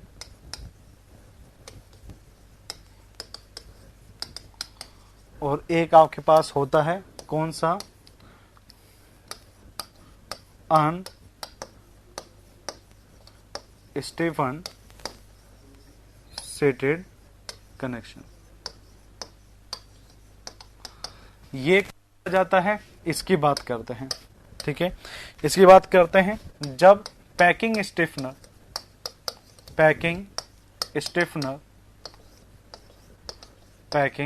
स्टिफनर्स are use, packing stiffeners are use in connection, तो क्या बोलेंगे? Stiffen seated connection. और जब आपके पास packing stiffener is not use in connection, तो क्या बोलेंगे? Unstiffen seated connection. मतलब आपके पास क्या होता है, ये देख लो। यहां पे एक बार अच्छे से देखना, यहां पे मैंने कहा था कि एंगल से जोड़ रहे हैं, क्लियर। तो अगर आप यहां पे इसको एंगल से जोड़ रहे हैं, पर आपने यहां पे एक पतली सी प्लेट भी यूज कर ली इससे पहले, ठीक है। मतलब अब आपके पास अरेंजमेंट यहां पे कैसा होगा कि अगर आप यहां पे एक प्लेट लगा लेते हैं और उस प्लेट के साथ में इस एंगल को लगाते हैं, तो क्या बन जाएगा?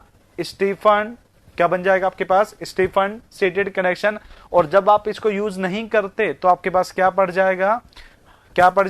Unstiffen packing seated connection. Clear? Packing stiffener मतलब क्या होते हैं कि बेटा कि उनको जोड़ने के लिए कुछ प्लेटें लगा दी जाती है, वही पैकिंग मैकेनिज्म कहलाती है। जैसे मैंने आपको बताया था कि पैकिंग प्लेट, जब प्लेट की थिकनेस 6 mm से कम होती है तब इसको यूज करते हैं, ठीक है। हाँ बिल्कुल सही, स्ट्रेंथ ज्यादा हो जाएगी, इससे स्ट्रेंथ क्या होगी? ज्यादा हो जाएगी।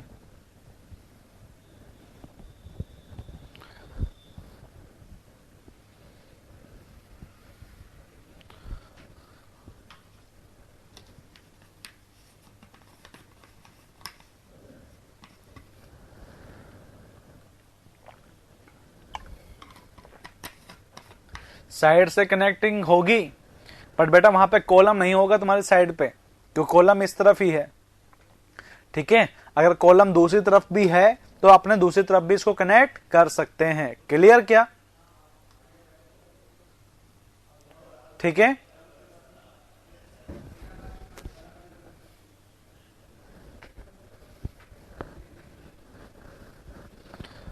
नॉर्मली ऐसे ही जोड़ते हैं जैसे मैंने आपको बताया है बेटा कि आपके पास विदाउट प्लेट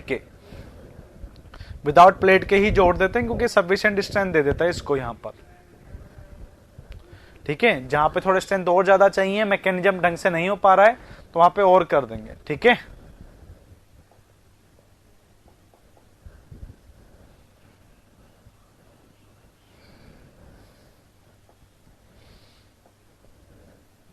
बना लिया। चलो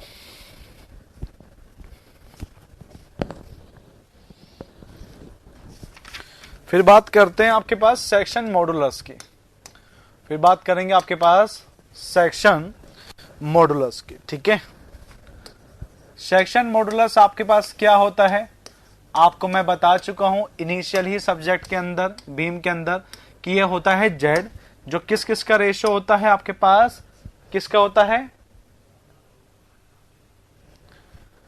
हाँ, पैकिंग प्लेट आपके पास जैसी होती है, बट यहां पे इसको स्टिफनर बोलते हैं, क्योंकि जो स्टिफनर होता है वो स्ट्रेंथ बढ़ाते हैं। ठीक है, पैकिंग प्लेट 6 mm से कम वाली को बोलते हैं। हाँ, I/Y। अगर इसको दूसरी फॉर्म में लिखना चाहूं मैं जेड को, तो आप क्या लिखोगे, आप यही तो लिखोगे M/Fy, M/F। ठीक है, या आप जो पसंद करते हैं M/σ, यही तो लिखोगे आपके पास। ठीक है, तो अगर हम बात करते हैं जेड का LSM के अंदर, तो यहां पे जो मोमेंट है वो फैक्टर लिया जाता है, मतलब गामा एफ से तुम क्या कर दोगे, मल्टीप्लाई। पर जब हम जेड की बात करेंगे कहां पे, WSM के अंदर, तो यहां पे जनरली वर्किंग लोड ही लिया जाता है, मतलब M/σ। तो मुझे एक बात बताओ कि बेटा जो आपके पास जेड LSM में आ रहा है और जो जेड WSM में आ रहा है, वो कौन सा ज्यादा होगा, LSM वाला या WSM वाला? बताओ बेटा, इन दोनों जेड में से कौन सा ज्यादा होगा? नो डाउट आप कहेंगे सर कि LSM वाला ही होगा, बट बेटा आपके पास क्या बोला जाता है पता है, यहां पर क्या बोला जाता है इस स्टेटमेंट के अंदर, नोट करके लिखना इस स्टेटमेंट को, क्या कहा जाता है, section modulus of LSM is more than section modulus of WSM due to use of partial factor of safety। Clear? ये चीज आपके पास पूछ जाती है कि किस कारण से आपके पास ये ज्यादा होता है, क्योंकि इसके अंदर हम यूज करते हैं किसको, पार्शियल फैक्टर ऑफ सेफ्टी को यूज करते हैं। इस कारण से आपके पास जो जेड है सेक्शन मॉडुलस LSM में, वो ज्यादा होता है एज कंपेयर टू किसके, WSM के। क्लियर? चलो 1.2 होता है। बाकी लोग बताओ मनीष को कितना होता है गामा एफ? बेसिक में बताया था गामा एफ कितना लेना है, बताओ सभी लोग। जब मनीष तुम्हें पता है तो गलत क्यों कहते हो बेटा?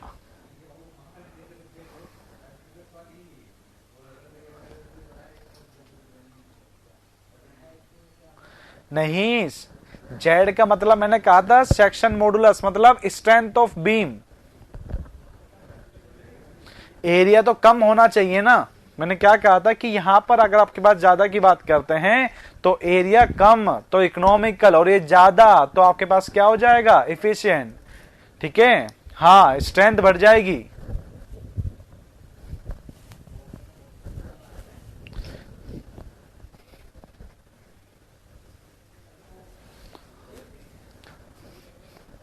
चलो, ZP प्लास्टिक सेक्शन मॉडुलस होता है, ZP प्लास्टिक सेक्शन मॉडुलस होता है। ठीक है, चलो चलो बात करते हैं क्लासिफिकेशन ऑफ सेक्शन की। किसकी बात कर रहे हैं अभी? Classification of section.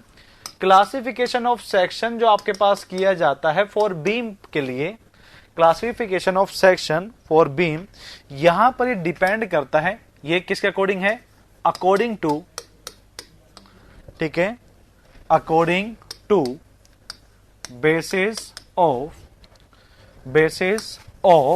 Local buckling, basis of local buckling of, basis of local buckling, failure of compression flame, local buckling, failure of compression flame। और मैंने अभी थोड़ी देर पहले ही बताया था लेटरल बकलिंग के अंदर, ठीक है, मैंने आपको क्या बताया था कि स्टार्टिंग बताया था कि बकलिंग जब लगती है, जब बेंडिंग होती है, तो कौन सा फ्लेंज जल्दी फेल होने के चांसेस होते हैं? कंप्रेशन वाला। तो कंप्रेशन फ्लेंज के अकॉर्डिंग ही यहां पर आपके पास कुछ सेक्शन बना रखे हैं। तो सेक्शन कौन कौन से होते हैं वो मैं आपको एक बार बता देता हूं। एक आपके पास होता है प्लास्टिक सेक्शन, ठीक है, एक आपके पास कौन सा बेटा सेक्शन होता है? प्लास्टिक होता है। एक आपके पास होता है कंपैक्ट सेक्शन, कैसा होता है? Compact section. और एक आपके पास कौन सा होता है? सेमी कंपैक्ट सेक्शन होता है। कैसा होता है? सेमी कंपैक्ट सेक्शन होता है। और एक आपके पास होता है सिलेंडर सेक्शन। क्या बोलते हैं? Cylinder section. और इसी को बोला जाता है आपके पास लॉन्ग कॉलम। जो आप कहते हैं ना कि लॉन्ग कॉलम है, लॉन्ग कॉलम है, तो ये कुछ इस टाइप से ही बोला जाता है। ठीक है, पढ़ा होगा ना आपने?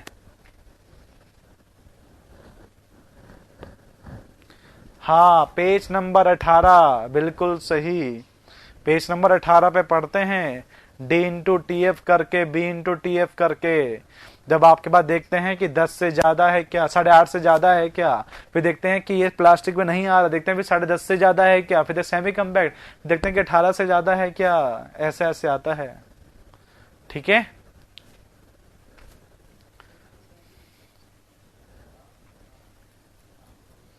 पेज नंबर 18 पे दे रखे हैं इसकी चीजें, बट वो सिर्फ कन्वेंशन पर्पज से है। ठीक है, चलो इसको नोट डाउन करो फिर आगे बढ़े। नोट कर लिया, चले आगे अब।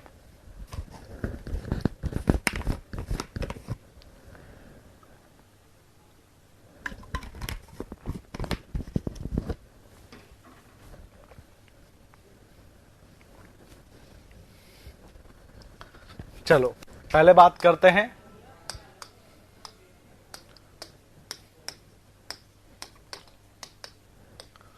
Plastic section.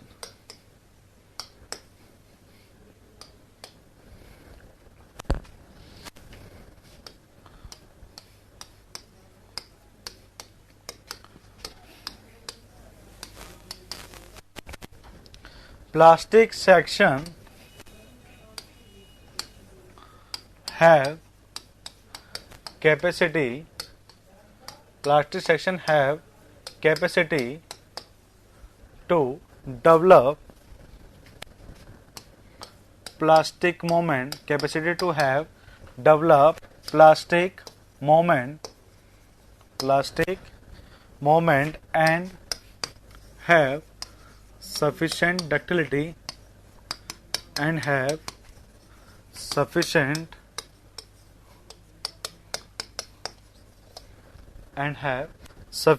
ductility till a plastic collapse mechanism, plastic collapse mechanism। ठीक है, plastic collapse mechanism is developed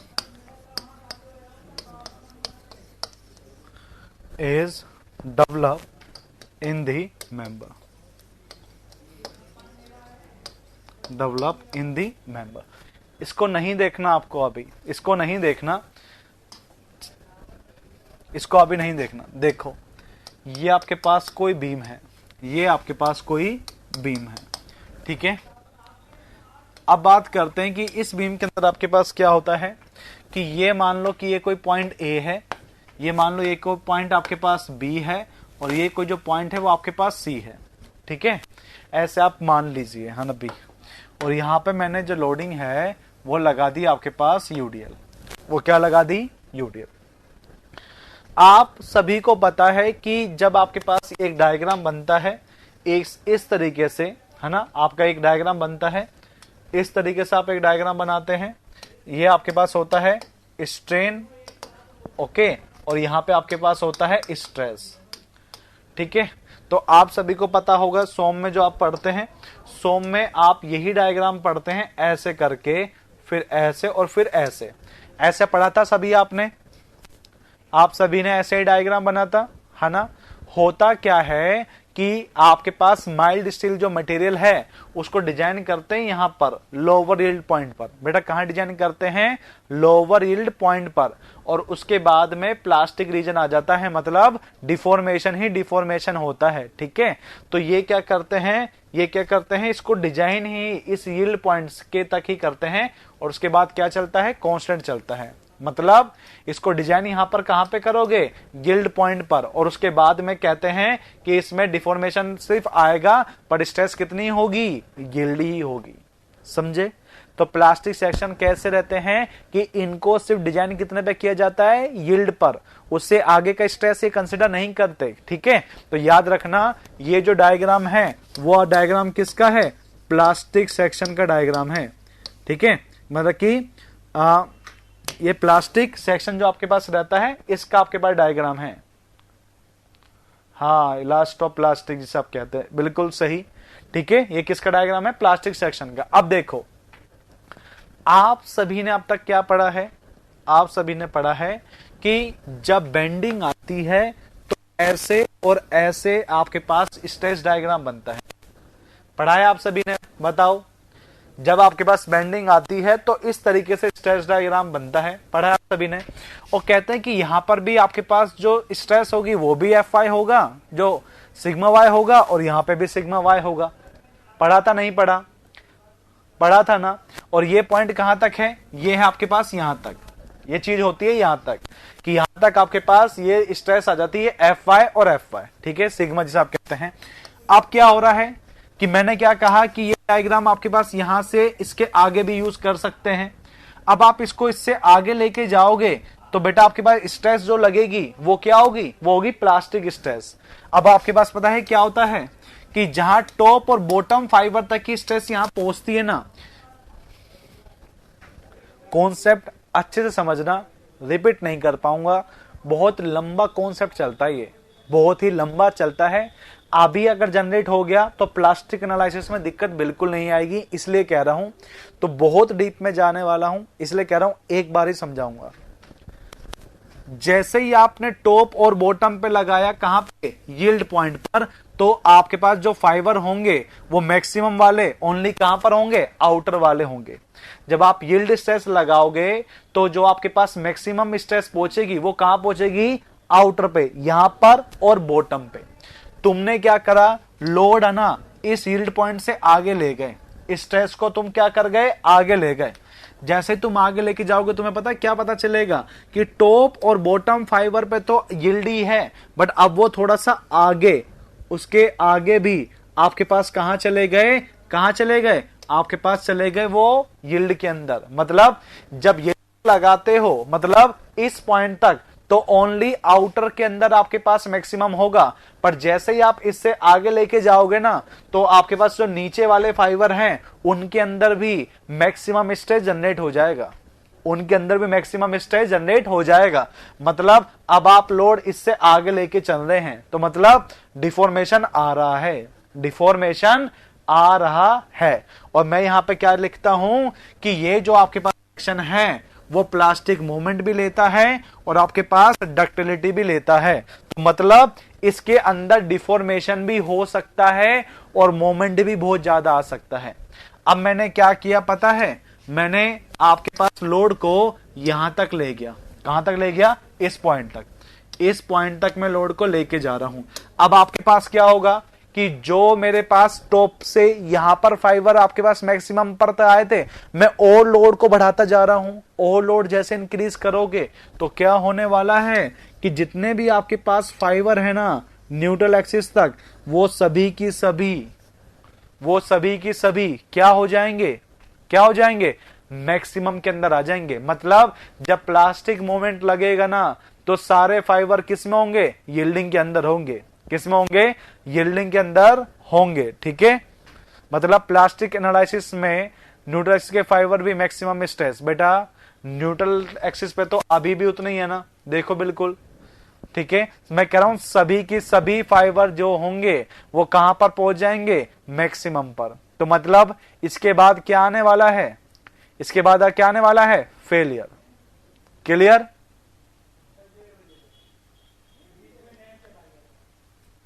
ठीक है, तो इसी कारण से मैं आपके पास क्या कह रहा हूं कि अगर आप यहां पे देखोगे तो यहां पर भी आपके पास जो स्ट्रेस डायग्राम है वो कैसे बनेगा, ऐसा बनेगा। क्यों? क्योंकि ये आपके पास कैसे हैं, ये एंड सपोर्ट है। और एंड सपोर्ट पे आपको पता है कि यहां पर कभी भी फेलियर नहीं होता। तो आपके पास कितनी कैपेसिटी तक जाएगा, प्लास्टिक तक जाएगा। पर आपके पास ये जो सेक्शन है, ये पूरा सेक्शन कैसा है, प्लास्टिक है। तो बेटा इस कारण से सेंटर पे भी आपके पास क्या पहुंच जाएगा, प्लास्टिक। तो याद रखना यहां पे सभी फाइबर जो होंगे, यहां पर जो सभी फाइबर आपके पास होंगे वो कहां तक जा चुके होंगे, वो आपके पास जा चुके होंगे यील्ड तक। यहां पे जितने भी आपके पास फाइबर है वो कहां पे जा चुके होंगे, यील्ड पर। अब हम बात करें कि भाई दोनों यील्ड पे तो जा चुके हैं, पर ज्यादा मोमेंट किस में होगा, बेटा जो ए बी सेक्शन है, ए बी पॉइंट है, उनमें ज्यादा होगा और सी में आपके पास क्या होगा, कम होगा। पर प्लास्टिक मूवमेंट सभी में आ चुका होगा। प्लास्टिक मूवमेंट क्या होता है कि बेटा यहां पे जो कैपेसिटी है वो हमारे आपके पास होती है यील्ड कैपेसिटी, पर इससे अगर आगे कोई भी स्ट्रेस जाती है नो डाउट वो यील्ड ही होगी, बट जो कैपेसिटी होगी ना इससे आगे वो हमेशा प्लास्टिक कहलाती है। क्यों? क्योंकि आपको पता है इससे ज्यादा पे आपके पास कौन सा सेक्शन आ जाता है, प्लास्टिक सेक्शन आ जाता है। तो मतलब आपके पास क्या होने वाला है कि इस सेक्शन से अगर पहले बात करेंगे तो क्या बोलेंगे, यील्डिंग है, और इसके जैसे ही मैं बाद में बात करूंगा तो मैं क्या बोलूंगा, प्लास्टिक है। बस बात क्या है, फिक्स है तो कैपेसिटी ज्यादा होगी तो मैंने उनको आगे लिखा है, सी की कैपेसिटी कम होगी तो मैंने उसको पीछे लिखा है। बताओ समझ में आया या नहीं, बताओ बेटा समझ में आया या नहीं। इसी कारण से पता है मैंने यहां पे क्या लिखा है कि प्लास्टिक सेक्शन की जो कैपेसिटी है वो कितनी होने वाली है, वो प्लास्टिक होगी। और ये प्लास्टिक कहां से पहुंच पाएगा, जब इसके अंदर डक्टिलिटी होगी, क्योंकि डक्टिलिटी ही इसको कहां तक लेके जाएगी, प्लास्टिक कोलैप्स तक। मतलब प्लास्टिक कोलैप्स पे जाने के लिए मुझे डिफॉर्मेशन चाहिए, और डिफॉर्मेशन आपके पास कब मिलेगा, जब उसमें क्या होगी, डक्टिलिटी। क्या होगा, डक्टिलिटी होगी। प्लास्टिक मोमेंट नहीं आया, बेटा आ जाएगा, टाइम लगेगा, पर मैं कहता हूं आ जाएगा। बनाओ इसको, मैं तुम्हें कहता हूं आ जाएगा। जैसे ही सेकंड सेक्शन समझोगे ना तुम्हें ये सेक्शन समझ में आ जाएगा, देखना। और जैसे ही मैं थर्ड वाला बताऊंगा तुम क्या होगे, सर पहला और दूसरा क्लियर हो गया। और जैसे ही मैं चौथा बताऊंगा ना तुम क्या होगे, सर हमें चारों आ गए। बस इसके बाद वाला सेक्शन देखना क्या होने वाला है।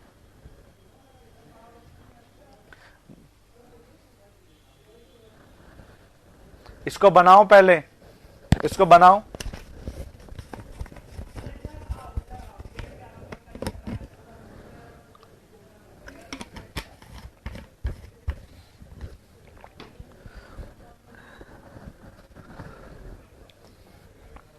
ये डायग्राम बनाओ, ये बना लीजिए।